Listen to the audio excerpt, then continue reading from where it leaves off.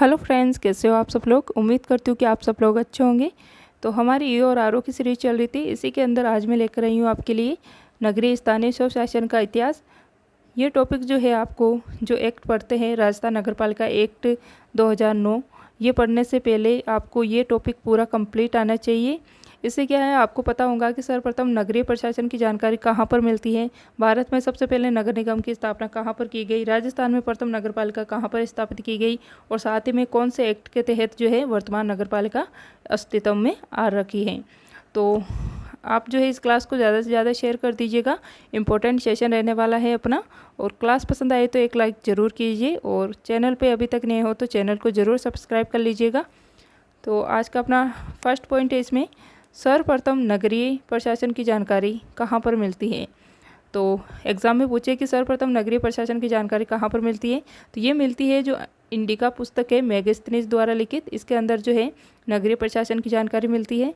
अगला पॉइंट है, भारत का पहला नगर निकाय या नगर निगम कहाँ पर स्थापित किया गया था, तो ये जो है मद्रास में स्थापित किया गया था। और कब किया गया था, तो ये किया गया था 1687-88 में।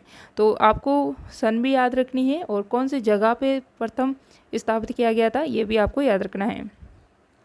अगला पॉइंट है, राजस्थान में प्रथम नगरपालिका कहाँ पर स्थापित की गई थी। तो राजस्थान में जो प्रथम नगरपालिका स्थापित की गई थी ये 1864 में माउंट आबू सिरोही में की गई थी, ये आपको याद रखना है।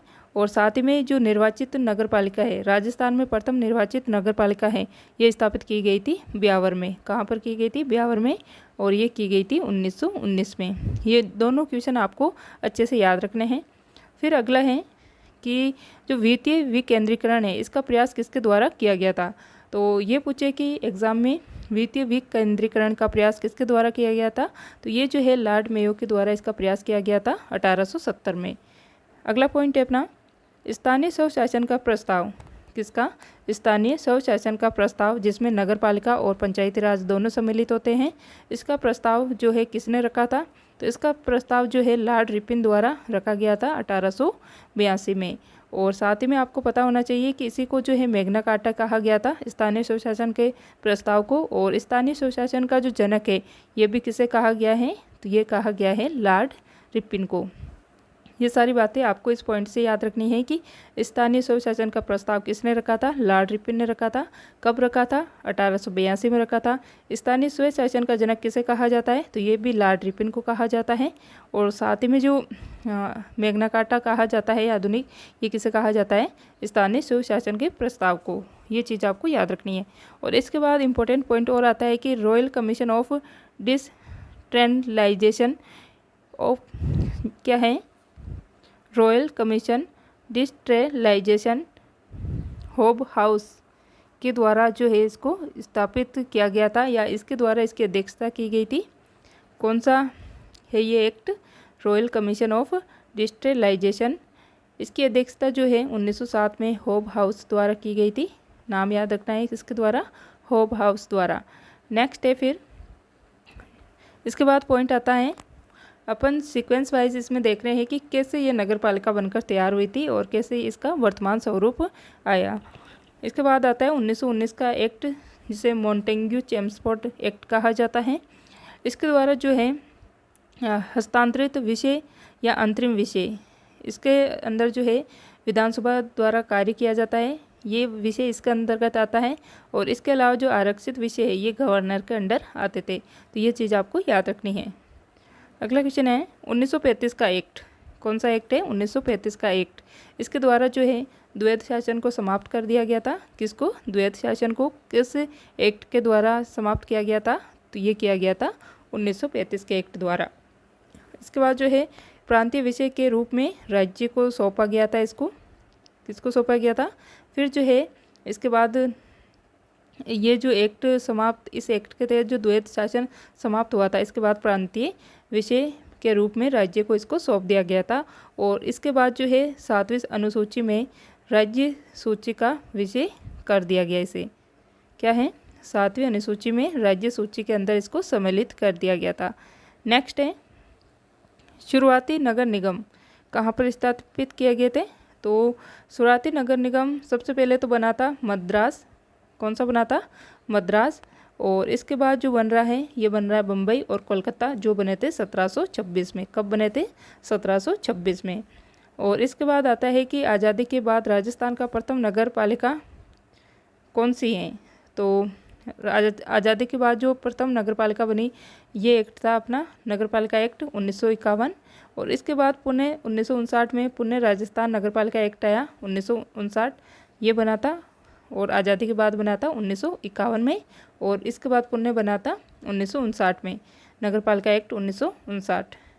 इसके बाद आता है नगरीय स्थानीय स्वशासन को संवैधानिक दर्जा। तो जो नगरीय स्थानीय स्वशासन है इसको संवैधानिक दर्जा कैसे मिला, कौन से एक्ट के तहत या कौन से संविधान संशोधन के द्वारा जो है इसको पूर्ण रूप से संवैधानिक दर्जा मिला नगरीय स्थानीय स्वशासन को? तो इसके अंदर जो है सबसे पहले होता है कि 65वां संविधान संशोधन होता है 1979 में। ये जो संविधान संशोधन हुआ था ये राजीव गांधी सरकार द्वारा किया गया था, जो कि असफल रहा इसके अंदर इनका प्रयास। ये जो है इसका विधेयक लोकसभा में तो पारित हो गया था, लेकिन ये राज्यसभा में पारित नहीं हो पाया था। इसीलिए जो है ये प्रयास इनका जो 65वां संविधान संशोधन 1989 है ये इसमें असफल रहा था। तो ये चीज़ आपको याद रखनी है। फिर अगला है 74वां संविधान संशोधन 1992। कौन सा है? 74वां संविधान संशोधन 1992। ये जो संविधान संशोधन है ये PV नरसिम्हा राव सरकार के द्वारा इसको लाया गया था, संविधान संशोधन किया गया था। इसके अंदर जो है नगरीय निकायों को संवैधानिक दर्जा मिला। और अधिनियम जो प्रभावी हुआ था ये कब हुआ था? 1 जून 1993 को। और लागू हुआ था राजस्थान में 9 अगस्त 1994 को। एक बार वापस देखिए, 74वां संविधान संशोधन 1992 PV नरसिम्हा राव सरकार द्वारा ये संशोधन किया गया था। नगरीय निकायों को जो है इसके द्वारा ही संवैधानिक दर्जा दिया गया था। और अधिनियम जो ये प्रभावी हुआ था ये हुआ था 1 जून 1993 से। और इसके बाद जो इम्पोर्टेंट है कि राजस्थान में ये कब लागू हुआ था? तो ये लागू हुआ था 9 अगस्त 1994 को। कब हुआ था? 9 अगस्त 1994 को, जिसके तहत 3 संस्थाएं बनी थी, नगर निगम, नगर परिषद और नगर पालिका। ये तीनों अपने स्वरूप में आई थी। इसके बाद जो है इसके अंदर भाग 9 के जोड़ा गया, जिसमें नगर पालिकाएँ जोड़ी गई और अनुसूची 12 जोड़ी गई। और इसके अलावा जो है संविधान में अनुच्छेद 293 से 243 से 243 ZG तक इसमें अनुच्छेद भी जोड़े गए।